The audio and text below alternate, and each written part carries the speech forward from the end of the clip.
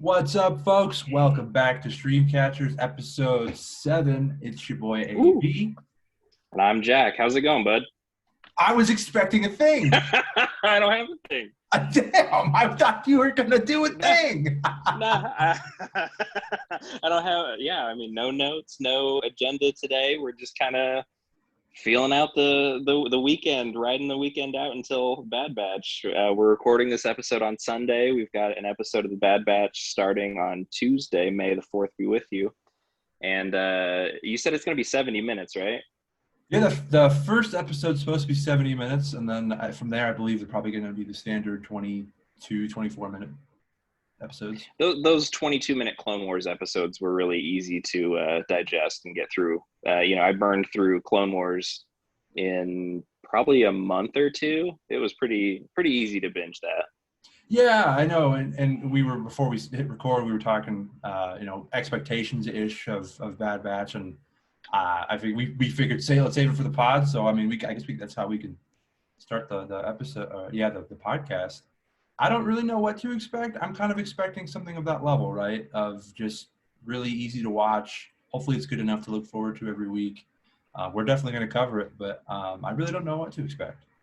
Yeah, neither do I. And I do think that it's going to be better than the majority of Clone Wars, just because Clone Wars was made, mostly by Cartoon Network, and the expectation of their shows is going to be a little lower than, Disney Plus content.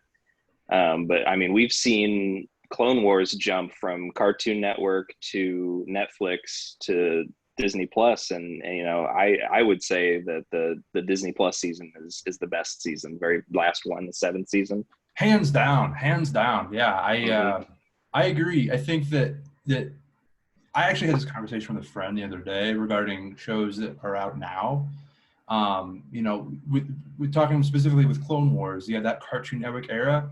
Not only was that a different like company that was making that, but it came out at a time where TV was just straight up different.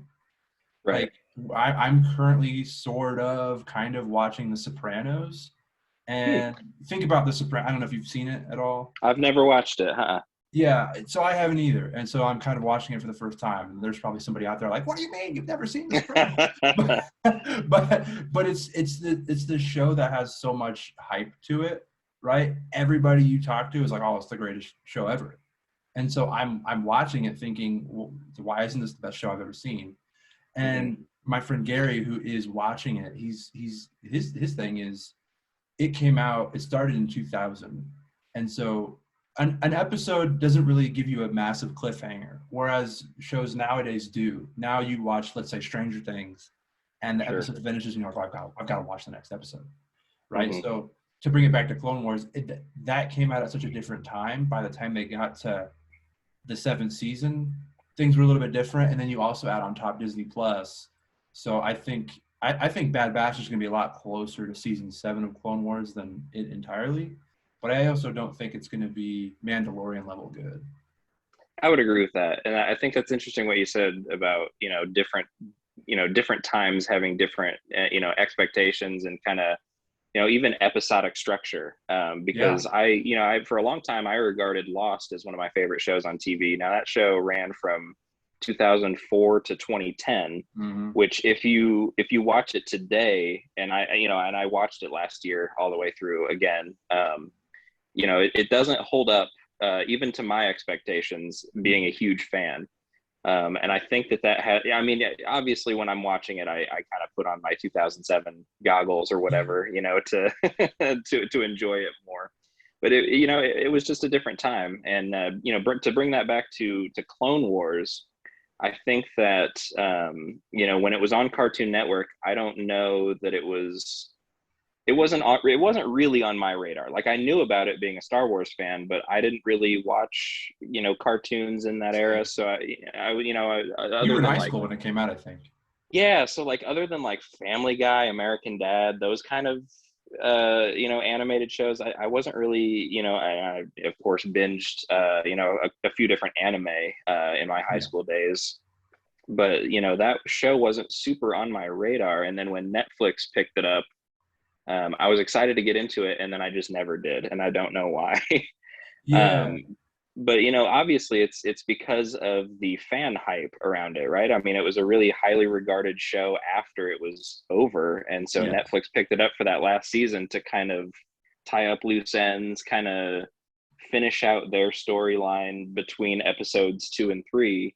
And right. then that's kind of, I kind of went into season 6 of Clone Wars with that in mind, and they just totally didn't wrap anything up. So Not I'm at really all. glad that Disney Plus did, because the 7th season of Clone Wars on Disney Plus is fantastic, and I love it. Yeah, it really is, and that's really what I'm hoping that Bad Batch is just a version of that, right? Because they kept the same idea. There's 3 or 4 episode arcs. I think maybe 5 if they're doing. I think that first Bad Batch arc was about 5 episodes. So if they're going to do that, where there's just separate stories chunked in throughout the season, just enough to keep you sort of invested. Because yeah, the Cartoon Network era, it was just such a, I think each season's like 24 episodes. So it's made to go over a season. So obviously you're going to get filler, which I'm sure we're not going to get on Bad. I can't imagine we're going Probably to get not. random episodes where it's like that went nowhere, It's right? just not really in television anymore. It's not, yeah, and because of that reason, because of nowadays we have streaming, you're getting a lot more stuff that's cutting out the fat and just giving you the main story, which is beautiful. It's wonderful. No, there's nothing worse than watching a show from that era you talked about, and it's like, Hmm. oh, good, I've got to sit through 30 or 40 minutes of this. But Yeah. yeah, we'll see with Bad Batch. I think that the right people are with it, right? I think it's the same people that did Clone Wars, so Right. I, Yeah. I believe they're going to do a really good job. And um, I also like I think the fact that that first episode is going to be 70 minutes. I think it shows you that they're putting a lot of thought into it. If they're able to create that much content in the first episode and then still have plenty left for a season, I think it gives me hopes that at least it's going to be something to look forward to every week.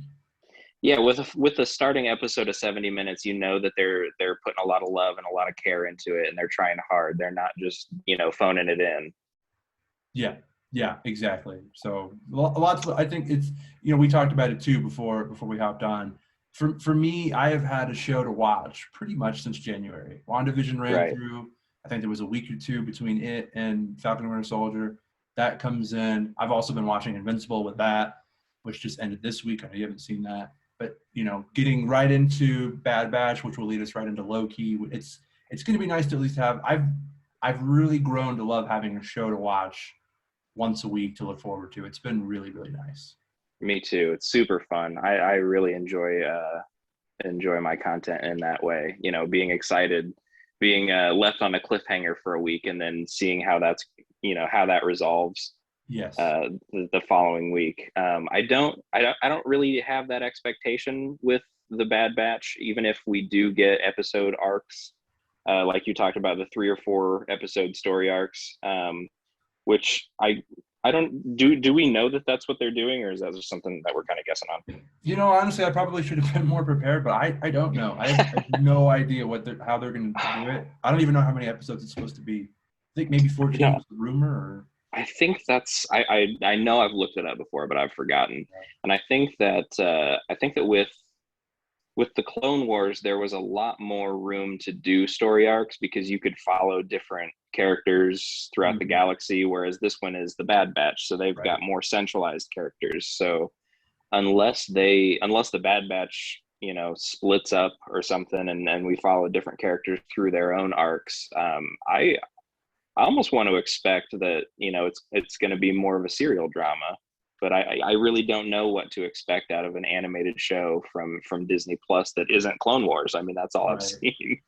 I also think that there's a good chance that it's going to be with a bit of more of an eye to the kids. I don't think we're going to get Blue's Clues level entertainment here, but I think that, and I haven't been too in tune with what Disney Plus has been doing outside of the obvious Star Wars and Marvel shows, but most of their sort of original programming so far have been more mature themed, or at least with an eye towards people our age or maybe a little bit younger. The kids could still watch and enjoy, similar to, when we were kids, we watched the Batman movies or the Star Wars movies. Right. But this show, I feel like, given that it's a Disney Plus show, and Disney Plus is more of a kid friendly media company, Disney Yeah. itself is. I think this is going to be a bit more of a kid-friendly show, but I do think it'll be like, again, the only thing we have really to compare it to is Clone Wars and Rebels. I think it'll at least be able to be enjoyed by people our age. With the exception of maybe Mandalorian, I think that most Star Wars content is palatable by, kids and adults alike. I feel like there's kind of something for everyone in Star Wars. I agree. I mean, I remember the first time I watched Star Wars, and I think we kind of wanted to do some sort of this type of conversation anyway, so this might be a Absolutely. good segue. I Yeah. remember the first time I watched Star Wars was A New Hope. I don't remember how old I was, but I do want to say it predates Phantom Menace. That came out in 99, right? I was born in 92. So, I mean, I would imagine I would have been 5 going on 6 when Phantom Menace came out. I was probably 4 or 5 when I saw A New Hope for the first time. The only thing I remember about A New Hope was the very beginning when Darth Vader's walking through the hallway, and I was scared out of my mind. I don't remember anything else about the movie and my first viewing of it, and I don't remember when I first saw Empire or Return of the Jedi, but man, it terrified me. Vader was that scary. I think, and I was born in '93, so I'm in the same boat. Whereas, I honestly don't remember the first time that I saw Star Wars. I know that my dad showed it to me when I was too young, and I was not, my attention span, I could not pay attention through an entire movie, so I remember the characters. I remember a lot of the lines of dialogue. I remember when they announced that they were going to do, Star Wars Episode 1, The Phantom Menace. That is when Star Wars was kind of on my radar, whereas like, oh man, I gotta watch these older movies so I can, Right. I can catch up. And then I remember seeing Phantom Menace. I don't think I saw it in theaters. I think we rented it on video and watched it. Okay. And it was fine. It was good. I was 6, and it wasn't until Episode 2 that I really fell in love with the prequel characters. Yeah. And oddly enough, because that's, one of the, highly regarded as one of the worst Star Wars movies, but, that's what we had when we were kids. Yep. And that's really what made me cling to the universe was Episode 2, and that's when I really, really started burning through the original trilogy and really, really like consuming the story and getting, falling in love with the characters and the different ships and the different planets and all that stuff. And then when Episode 3 came out, I was pumped. I was ready. I was looking forward to Episode 3 for probably since the trailer came out. I don't know what the turnaround on that was, probably a year, but I was watching that trailer every chance I got. Man, it's so funny too, because nowadays we know Marvel has like 13 movies coming out and Star Wars has X movies coming out, and we knew about the MCU phases 2 and 3 and all that, well in advance of them coming out.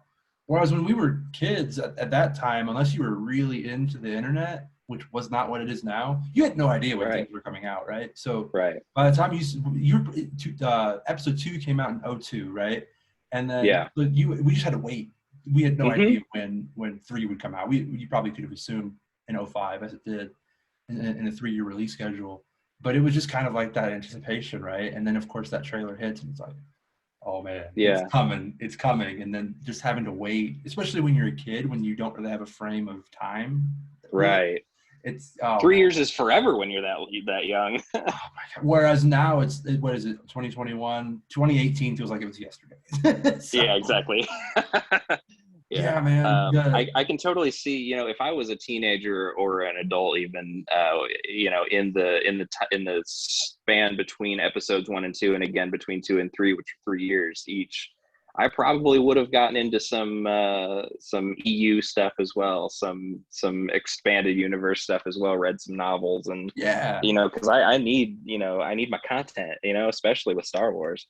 Absolutely. Yeah. We're pretty lucky to be, I think, this age at this time where we're still like young, but, we can go and enjoy it. And there's all these side shows and whatnot. You go back to 85, a couple years after Jedi came out. That's all you had was the books and like, or the crappy Ewok cartoon or. Yeah, exactly. I was about to say, or the crappy cartoons that they had. There's like 4 of them on Disney Plus, I think. The dark times. Oh my God, yeah. I think back to my founding of Star Wars love was with Phantom Menace, which, like you said, people hate those movies so much. But that was our introduction, and I don't remember if I saw Phantom Menace in the theater or not. I would assume I did. But man, my mom got me that on VHS too when it came out, and I had all the action figures. And I know for sure I saw Attack of the Clones in theaters. And same thing, my friend Austin and I, we loved Attack of the Clones. We probably watched it every time we hung out, and it was Mm-hmm. they'd have that scene with on Geonosis where they're fighting the droids, and then the other Jedi come in and save Obi-Wan and Mm-hmm. Anakin, and we've got like our toy lightsabers, and we're playing along with them, and my God, those are probably the weakest Star Wars movies, depending on your opinion of the Disney ones. But I've really grown an appreciation for episodes 1 and 2 as I've gotten older, just from a nostalgia standpoint. They're not perfect. They definitely have their problems. I think they'd be fun to revisit for this podcast too. I don't disagree. At some point, we should do that. But I really appreciate those because they made me love Star Wars, and I don't Mm-hmm. think I'd be looking forward to the Bad Batch the way, I'm not dying to see it, but I'm looking forward to it. I don't think I would if it wasn't for those two movies. Yeah, episodes 1 and 2 and 3 to some degree, even a little bit, have their problems, but they still have a hell of a lot of Star Wars charm. Yeah, And like you said, we were young, we were impressionable. It's what we had, and it made us fall in love with Star Wars. yeah, same. I know. I remember seeing 3 in theaters. Oh my gosh, I was the hype for that, the trailers, and I don't know if you're probably not the same way. I had no idea that Chancellor Palpatine was the Emperor. I had no Oh, idea. really? Oh, I wow. don't. Looking back, it's like, how was I that stupid? But I had no clue. And when he finally revealed, I was like, what is happening? I was 12, 11 years old. Like, what is happening right now? Was your mom a fan of Star Wars? No, my she definitely fed my love for it. She got me the movies and the action figures, and she took me to 3 and 2 in theaters. And I remember I got the original trilogy on VHS tape, ladies and gentlemen, on my 10th birthday. So that was probably my introduction to watching those in full. But no, she did it. My uncle, who is not with us, he was a huge Star Wars fan. He he had collected all the original toys from the 70s and 80s. Oh, wow. I don't know if you've seen it. They have the Darth Vader like container. You put them all in there, and they like the Mm-hmm. lightsabers. They go in their arms, and you shoot them out. Cool. So we have those in storage. Those are coming to me, I think, someday when my grandma passes away. But yeah, that was kind of why my family knew Star Wars. My uncle was a huge Star Wars fan. Yeah, I really don't know much about the classic toys, but every time I see one, or anybody talks about, my ears always perk up because it's really interesting to me, because it's kind of a time capsule thing, right? Because Yes. people don't really care that much about those kind of toys as a collector's item anymore. And if they do, they're so heavily marketed and heavily mass produced that they're not worth anything. Right. And that was kind of the allure to the maybe the more casual fan of Star Wars back in the day. You had the toys even if you were a casual fan, Right. when you were a kid, because they were neat and they were cool and colorful and everybody had them. Yeah, I played with them too when I was a kid. I used to play with them all the time, and I'd go over to my grandparents' house. And yeah, they're not. I mean, as far as toys go, they're not the most. They're not the easiest thing to play with. Yeah. They don't look that good, but there's still. I'm with you. I'm big on not just nostalgia, but history in general. So if I see something, if I see like a Coke can from the 50s, I'm like, whoa, that's the coolest thing in the world. I don't know why, right? But it's just a thing that we don't have now. I think is probably the Yeah. appeal to me, and so that's the cool thing for me for those classic toys is I've looked it up on eBay. I think even if you have them in pristine condition and like the whole complete collection, they're still not worth really anything, but it's still a cool thing to have. Yeah. old stuff like that is cool. I mean, this has nothing to do with what we're talking about, but I work at a bank, and I had a $10 bill from 1934. I had to take a picture of it. It was really cool. That's yeah, man. Yeah, if I see an old $10 bill or a $5 bill, it's like, oh, I don't even want to spend this. This is great. Yeah, it's neat. This should be You just worth don't see more than that the very much. denomination it is. Yeah, That's funny. Yeah. yeah. So, but yeah, man, always been a massive Star Wars fan, and hopefully the Bad Batch is just another piece to add to that love of that universe. So we almost touched on it. I want to gauge your feelings on the Disney era of Star Wars movies. What do you think of the sequel trilogy as a whole? I think the first time I saw each one, I walked out of the theater thinking, wow, I really enjoyed that. People hate these movies. Hate may be a strong word for all three of them. Overall, I do like them. I think that they're well made, they're well acted.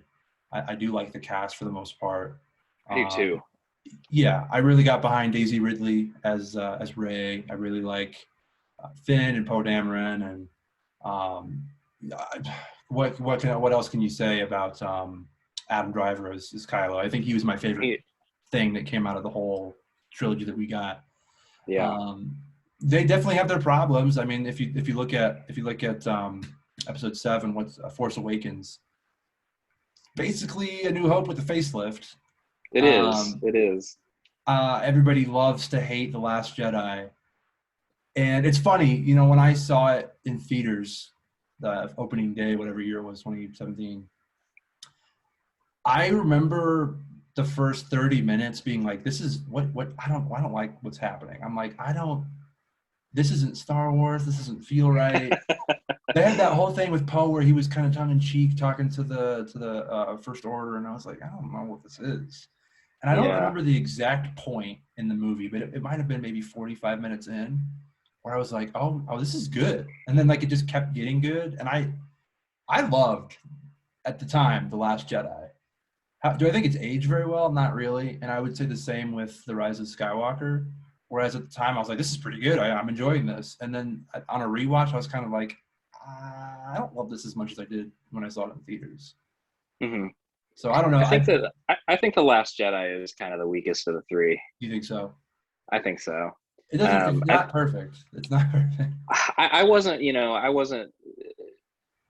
I didn't hate it. I would even say that I liked it quite a bit. I've seen it I saw it in theaters like 3 times. I own it. I mean, it's a movie that I regard highly, but I think that the way that the internet is nowadays, I think that the haters of these movies were just crazy outspoken, loud, vocal about their grievances with this movie. Yeah. Or with these movies, I guess I should say. And The Last Jedi really did take the hit as being the weakest of the 3, in my opinion.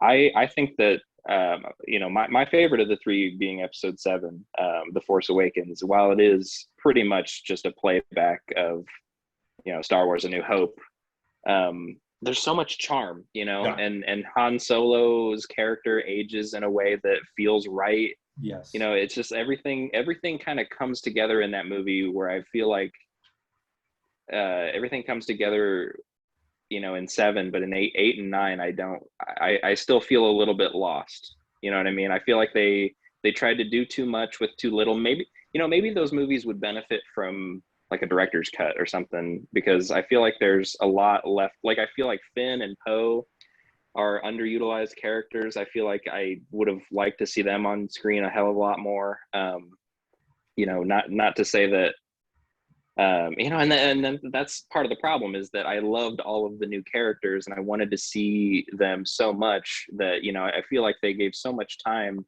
to Rey and Kylo Ren, and, they deserved it, and their stories were great. But they built this universe with so many amazing characters, and I really want more. Yeah, especially by the time you get to Rise of Skywalker, you don't really get anything of Poe. And Yeah. I think one thing that hurts it too is the change in directors. When you had J.J. Abrams, right, who did 7 and 9, but then Rian Johnson did 8, right? So it's I think like so. it sort of felt like Abrams set up a story, and then Ryan Johnson came in and took it in a weirder direction. And then Abrams came back in and was like, I don't know what you're doing or where you're going with this. And so you just kind of got three different movies instead of a story, which I think is what we should have had, was a legit, like, that's, I say what you know, the original trilogy, it's a legit story, and there are gaps, obviously, right? There's so much time between each episode, but it starts with a young farm boy, Luke Skywalker, and it ends up with him becoming the best Jedi in the universe, right? Or the galaxy. So Mhm.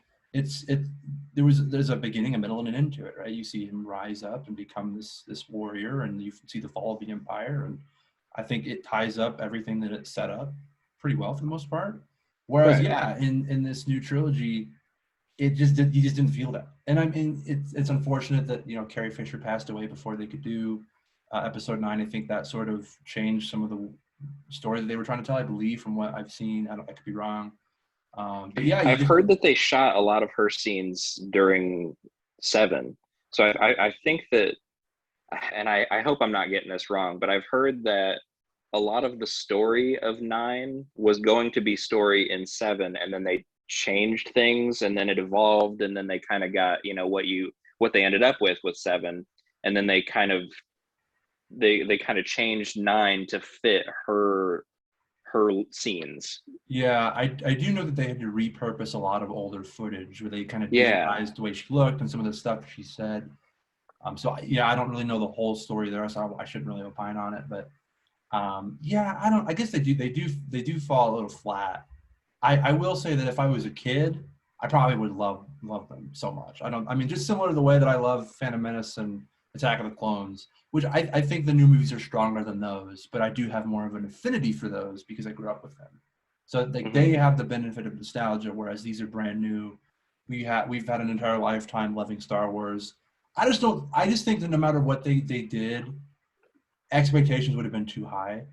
And I think Hmm. that's probably why I liked 7 so much too, is because I didn't have really any expectations.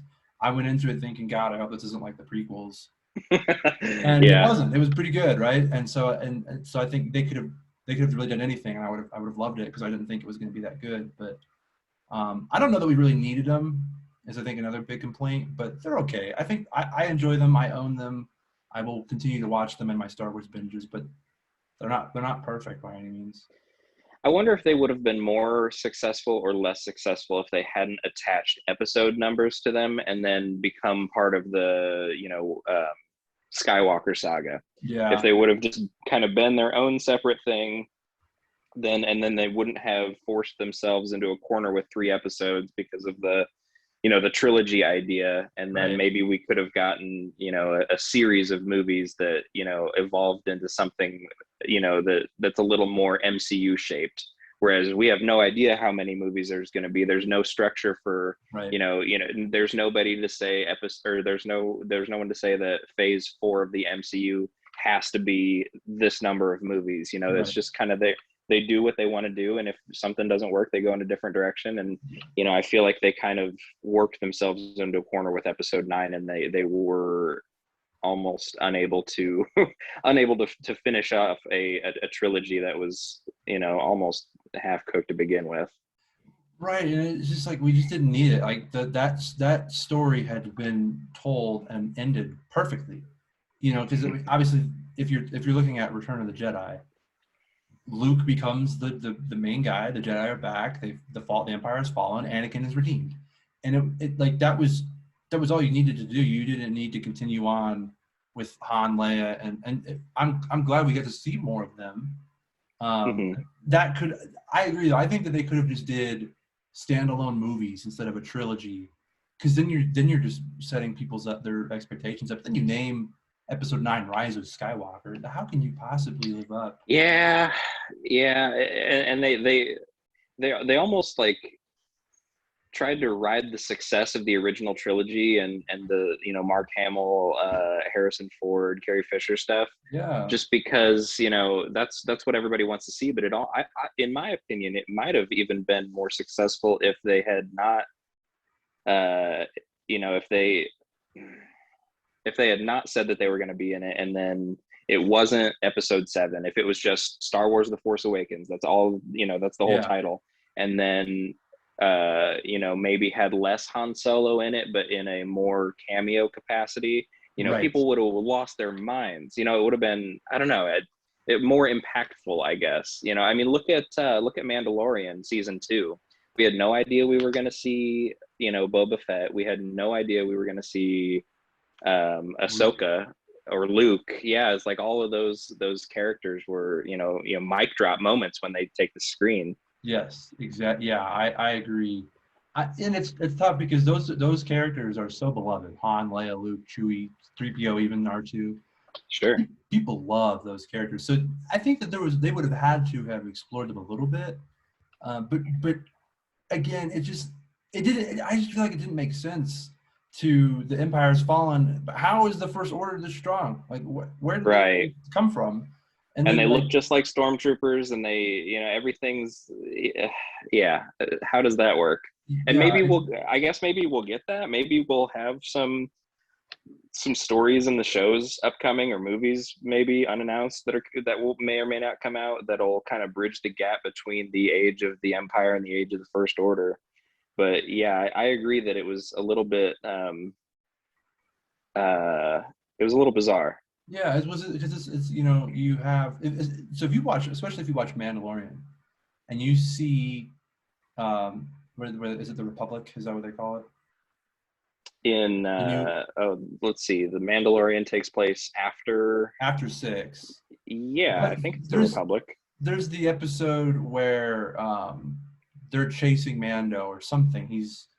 I can't remember exactly, but it They're just seems like tailing such him a in the strong. X-wings. Yeah, yeah, yeah. It seems like they're just like a strong, not going to take any nonsense regime, and it's like, what did you do? I mean, I guess it makes sense if you look at the story that they told where Luke trained Kylo and he turns and now you have another strong Force user that I don't know. It just didn't work for me, I guess, in that capacity. I also didn't really like the Rey is a Palpatine story. I didn't feel like that was necessary. It was I shocking in the don't. moment, Yeah. but when I look back, it's like I don't know, I, really. you know, I, I'm not crazy about it either, and I'm a huge fan of the Emperor. I love him as a character, Yeah, but I don't think that it was needed. I think that the expectations of Rey being related to somebody in universe, it's like everybody. I was like, oh, it has to be. She has to be a Skywalker. She has to be, a Obi-Wan's Kenobi. granddaughter. Yeah, it's like, why? Why does she have to be that? Like, I don't know. I think it would have been better if she was nobody. I agree.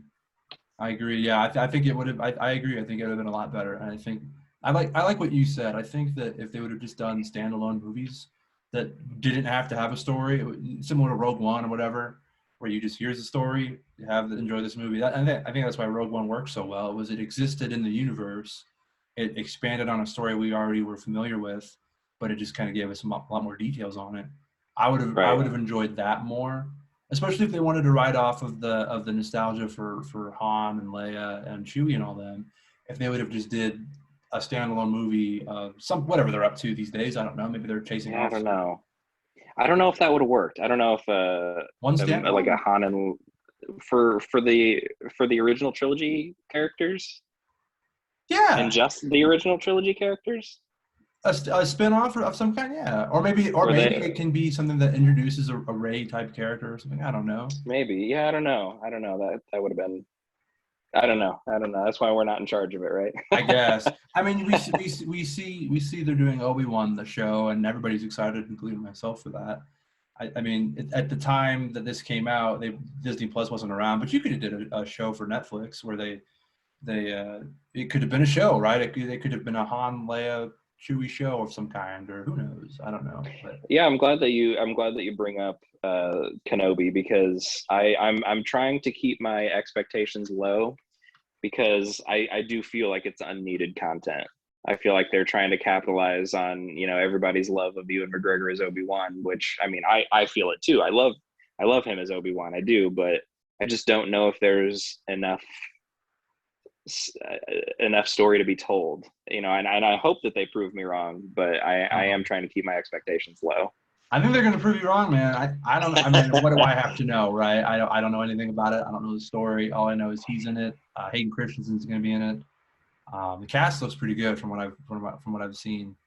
I'm all for it. I have no problem with them making it, even if it's kind of whatever, even if it's like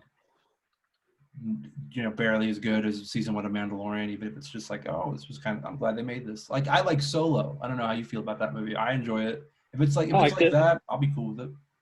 Yeah, I liked Solo quite a bit. I thought it was Yeah. a good movie. I don't feel like it Unnecessary. was. Yeah, yeah, exactly. I don't feel like it was necessary, but I was pleased with it. Um, I mean, it also set up more Darth Maul story, right? Or the opportunity for more Darth Maul story, and I'm kind of Yeah. looking forward to that if they ever decided they want to do that.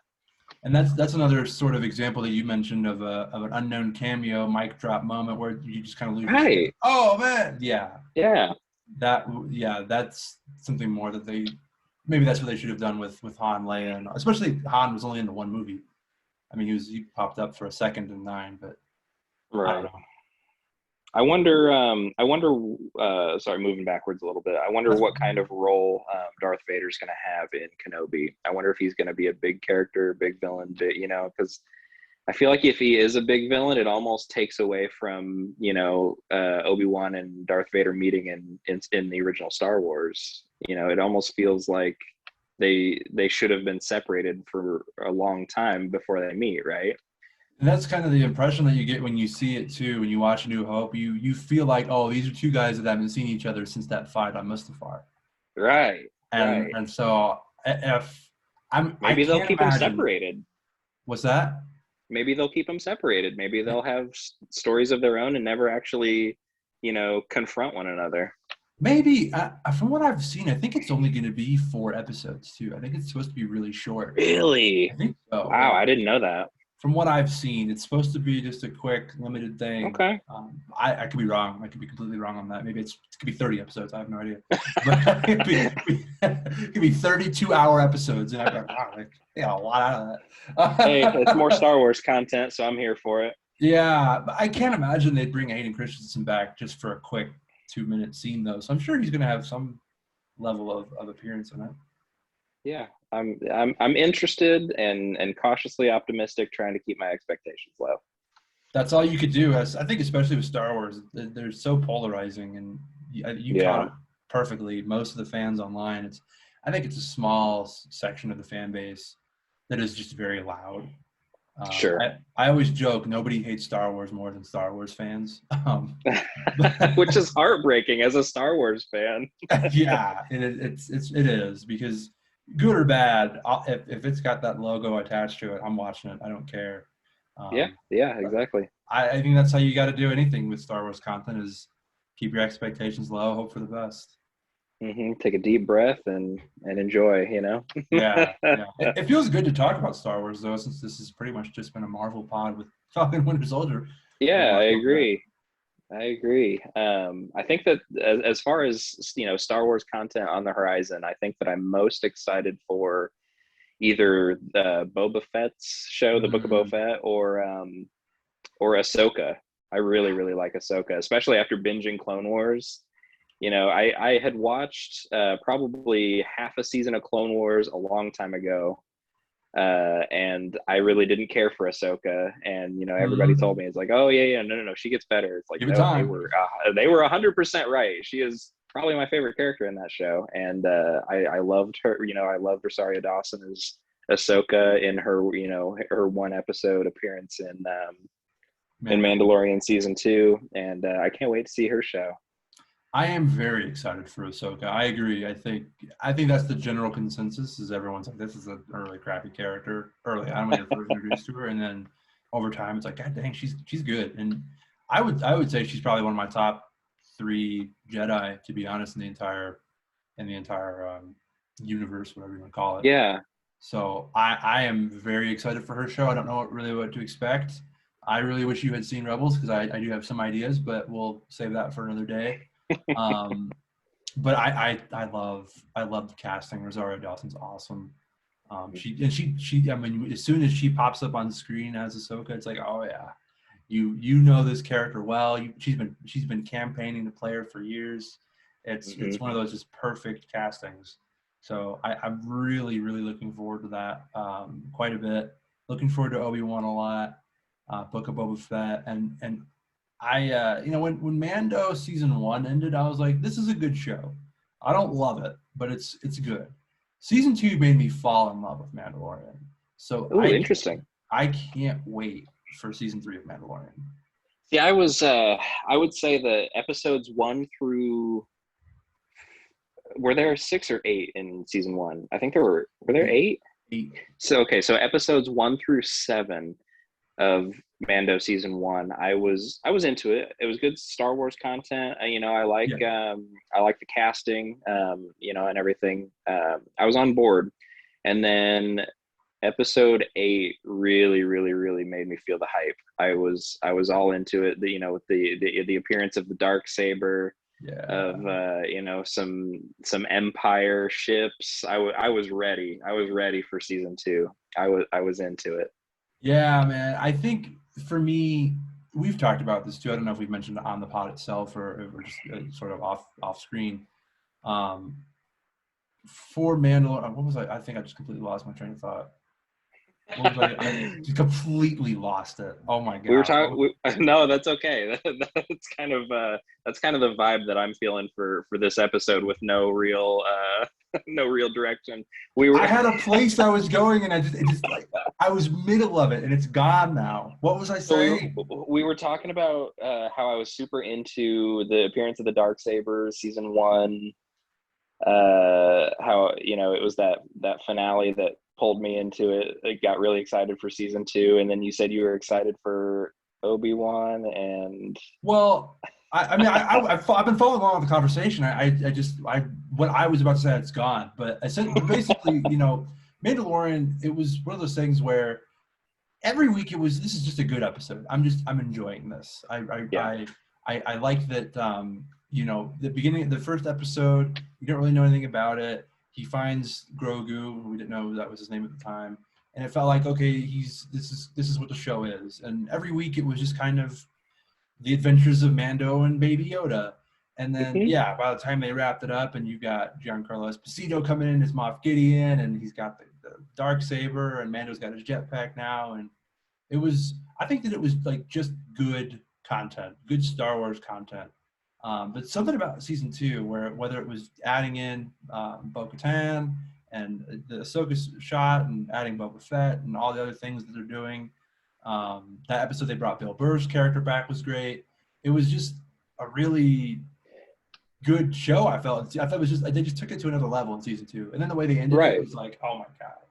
Well, both seasons do a really good job of Mando kind of making a ragtag group of people across the galaxy come together for a common good. Yeah. And in my opinion, season 2's ragtag group's a little more interesting with Bo-Katan and Bill Burr's character was really cool. I can never remember his name. I have no idea. But yeah, I mean, Boba Fett, how cool is that with in original armor too, original armor Boba Fett and Slave One, and they did a really good job with all that. Especially the first time you see him fight, you're like, oh, they are around. Well, I think it was kind of the redemption that Boba Fett deserved, because he was such a beloved character because he looked so cool back in the day. But I mean, if you really pay attention to only his scenes when you're watching the original trilogy, he doesn't really do anything. He's got cool armor, he's got cool gadgets, but he kind of gets his ass kicked at every turn and doesn't really, I mean, he doesn't do anything.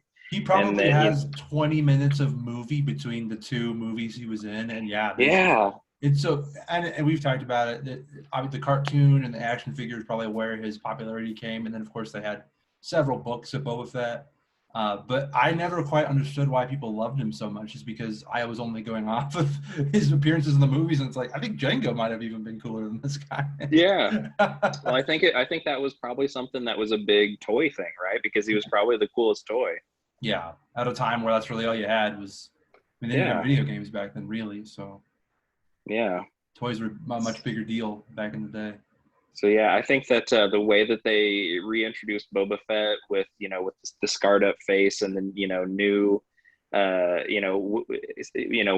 he first hit the screen, he didn't have his armor, he didn't have his gadgets, he wasn't a Mandalorian. He Right. just had this big stick that he kicked ass with. I think it was really cool that they didn't dive into how he survived the Sarlacc pit or anything, but kind of gives him a little bit of mystery, Yeah. which makes him that much cooler. I wonder if they'll explore that in Book of Boba Fett. If they do, I hope it's not in flashbacks. I hope it's in dialogue. I hope it's Yeah. in really like ominous, like I don't know if I have an example, but if I hope it's almost in the way that like someone would ask him, and then he would give like a half-assed answer that makes them more scared of him or something like that. Right. I don't know. Took a piece of him with me. Like. Yeah, something like that. Yeah, I don't Or know. maybe like maybe he'll talk about how like the stick is like part of an organ from the Sarlacc or something. Bone or something. Oh Yeah, it's God. like, oh yeah. Yeah, I would like to see it because it's just kind of like you set this up as you're gonna slowly digest inside this pit for the next what is it, 1,000 years or something like that. And the next Yeah. thing you know, he's just out with like a few scars on his face, and it's like, okay, I need a story. I need something. Like, help me out, man. Let's let me get some Yeah. marshmallows and some graham crackers and tell me this story. I gotta find out. Yeah. Yeah, it's. I don't know what to expect on that show. I don't really know what to. There's a few other ones that what is it, the acolyte that they mentioned? I know nothing. I have no idea I what don't it is. know anything about that. And so it's kind of exciting though to have them finally explore stuff outside of that main Skywalker saga. Yeah. Same with Andor, right? Because I know that Andor he's a character in He's the guy from Rogue Rogue One. One. Yeah. Yeah, which I will confess to all the fans that I've only seen one time in theaters and didn't care for it. But I I'll can't definitely be believe that, watching that man. I again really can't. before. I know, I know. I trust me, I'll watch it again, definitely before Andor, so I can get a grip on his character before the show. I think that's the show I'm the least looking forward to, honestly. There's one. Is that the? There's one more that's animated, right? I think there's a 3PO R2 show. That's Maybe. okay. That's got to be the one, right? Because Andor and Acolyte both are Live live action. action. Yeah. Okay, that's got to be the one then. Well, they're doing a few. I'm gonna look at. I'm gonna see if I can look that up. What shows are Sure. coming? Star Wars, because I think we've mentioned all the ones that I can think of. I know that is I think it's just called Droids, right? The one that you're looking at. that's right. That's right. All right. I think I should have a So list. is it 3PO and R2? I guess I didn't know that. Let's see here. So this list that I just found: Obi-Wan, Ahsoka, Book of Boba Fett. There's Rangers of the New Republic, which I think is supposed to be during the same timeline as Mandalorian. There's Oh, Andor. okay. There's Bad Batch, obviously. Visions, which I think is another. Yeah, it's 10 animated short films that take place Okay. in the universe. Okay. A Lando show. I forgot about Lando. I didn't know that. I didn't know he The was getting his own show. Acolyte, and then a droid story. Is Lando gonna be Donald Glover? It doesn't say. Okay. It doesn't say if it's him or Billy D, but man, Donald Glover, when he popped up in Solo, He I was was like, good. man, that's a spot. I thought I was listening to Billy D. Williams. He did a really, really good job. He did his homework, man. That was as good of a casting of an already existing character that is supposed to just be a younger version and not like a recast like that I've ever seen. Yeah. That was I incredible. think while we're on the subject, I'm not crazy head over heels for the Han Solo actor. I don't even know his name. I think that he did fine. I don't think that he was a great Han Solo. I don't think that him being an okay Han Solo took anything away from the movie, though. I think the movie was solid. Yeah, I didn't when I watched it, I didn't feel like, oh yeah, this is Han Solo, but it was he looked enough like him. I thought like what you would expect a younger version of him to look like, as good as possible, I suppose. But he's a good actor. I mean, I think he did a good job as a lead in a movie. Yeah, exactly. But like, I don't feel any like he doesn't give off Han Solo vibes in his mannerisms or his tone and cadence, the way he talks. Like I just didn't really feel a Han Solo vibe from him, and maybe that's just because it's Harrison Ford and he's kind of irreplaceable. But It's his own thing. right, I agree, especially when in the same movie you have someone that pulled off Billy D. Williams so well. yeah, And it's like you got Lando right for a guy that's in the movie maybe 30 minutes, but you couldn't get like the main character. I don't know. I feel like if he would have been more of a Han Solo, it probably would have even been a stronger movie. I don't know, because there's nothing else really wrong with it. I think it does a good job. I really like the yeah. tone of it. I think getting to see more Empire stuff is a lot of fun. And then of course Paul Bettany popping up as your sort of lead villain, that was cool too. He was very good too. It was, yeah. Very intense. Yes, yeah. I haven't seen the movie in a while, so I don't know how much I can really talk on it. But it was, I thought it was a good performance. I really like Paul Bettany, especially because Yeah, I just honestly I haven't seen it in years either, but I remember distinctly that there are 2 or 3 scenes where he screams at the top of like he screams at people, and he looks intense when he does it. yeah, he Paul really pulled it Bettany's off. a good actor. He really is, and I don't know much more that he's in, but um, I'm glad that it seems that he's not completely gone in the MCU. So Yeah, exactly. Well, what do you say? Do you want to wrap up here, or do you think we should switch gears and talk a little Marvel before we do? I think we can wrap up. I think we've this is supposed to be a quasi Star Wars, quasi Marvel podcast. We've only done Marvel so far. So Yeah. let's just keep this one solo Star Wars, no pun intended. And we'll be back with Marvel content sometime in June with Loki. Yeah. But let's keep this one in Star Wars. Let's cut it here, and then we can just come back next week with Bad Batch. Cool. All right. Sounds good. So, all right, folks. Well, thanks for tuning in. I know this wasn't exactly the type of podcast we normally do, but I had a lot of fun. It's great to share my love for Star Wars with another fellow Star Wars fan and get to learn a little bit about us as well, too. So, appreciate you guys for tuning in. And Jack, any other final thoughts? Just like always, you can follow us on Instagram, StreamCatchersPod, or on Twitter @stream_catchers. We're on all the podcast streaming platforms and YouTube. Look us up and DM us your thoughts. We want to hear from you guys. Yeah, we are available Apple, Spotify, Google. Anchor is our sort of main hub for podcasting, so catch us anywhere, but you should be able to find us on any platform. YouTube's great as well. If you want to leave some comments on the YouTube channel, give us your thoughts on what you're looking forward to in the Bad Batch, or some of your favorite Star Wars memories. Let us know. We'll give you a shout out as well. So until next time, we'll catch you next week with our review of the Bad Batch. Yeah, and I don't know if that'll be on. I don't know when we'll have time to do that. I guess we haven't really talked about it. We'll probably record Wednesday or Thursday, hopefully, if you have some time.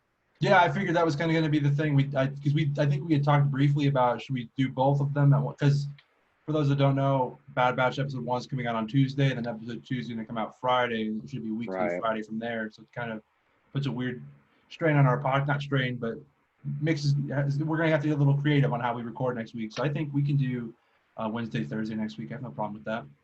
Very cool. Awesome. Well, we're excited to talk to you guys again, and until next time, we'll catch you later. Keep on keeping on.